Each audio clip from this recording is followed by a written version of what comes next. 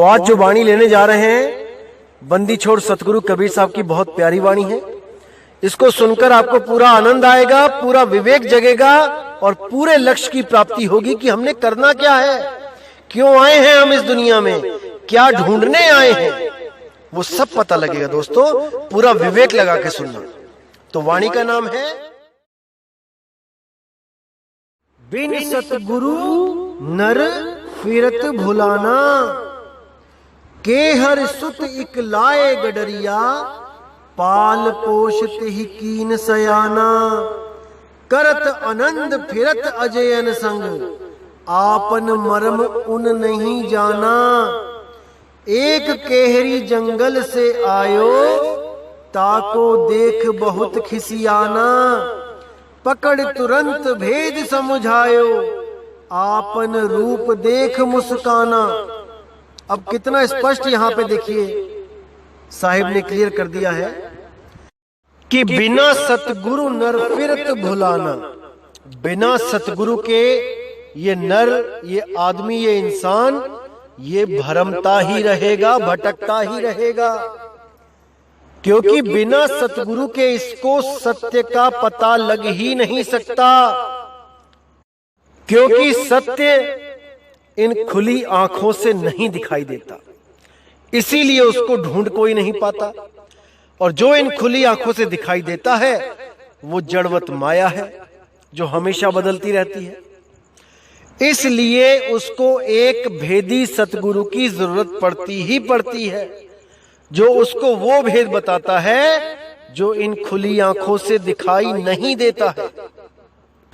और वो भेद कोई आम इंसान नहीं बताता है कि कोई भी आदमी सतगुरु बन के बैठ गया, भेद बताने लग गया।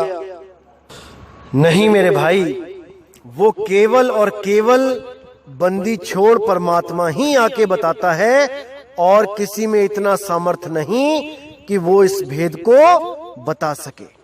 केवल वही बंदी छोड़ आता है बताने, और वो किसी खोजी संत को, जो दिल का बिल्कुल साफ हो, जिसमें कोई कपट ना हो, जिसको माया बिल्कुल विचलित ना कर पाए, ऐसे संत को आकर मिलता है जो बिल्कुल पाक शुद्ध होता है।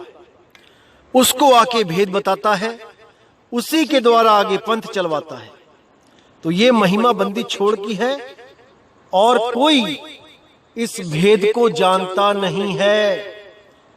सब भ्रम में ही फिरते हैं और भ्रमों में ही दूसरों को डालते हैं। तो क्या कहते हैं वाणी में, केहरी सुत इक लाए गडरिया, पाल पोस तिन कीन सयाना। एक गडरिया को जो बकरियां पालता है, उसको जंगल में एक शेर का बच्चा मिल जाता है, और वो उसको लाके अपनी बकरियों के साथ पालने लग जाता है। बकरियों के साथ शेर बड़ा होता जाता है, और बकरियों के साथ रहता हुआ खुद को बकरी समझने लग जाता है। अपना रूप नहीं जान पाता कि मैं क्या हूं, और उन्हीं के साथ ये घास खाने लग जाता है। तो जब दूसरा शेर जंगल से आता है, वो देखता है कि ये शेर बकरियों के साथ बैठा है। ऐसा कैसे संभव हो सकता है? ऐसा कैसे हो सकता है कि शेर और बकरी इनकी दोस्ती हो जाए? ये शेर बकरियों में कैसे घास खा सकता है?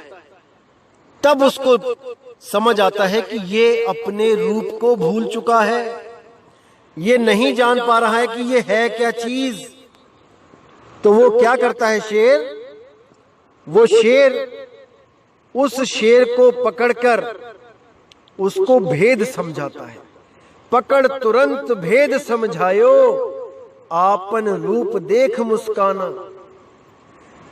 अपना रूप जब वो प्राप्त करता है शेर, उस भेद को समझ के अपना असली स्वरूप जानता है, अपना निज रूप जब वो जान लेता है तब बहुत मुस्कुराता है।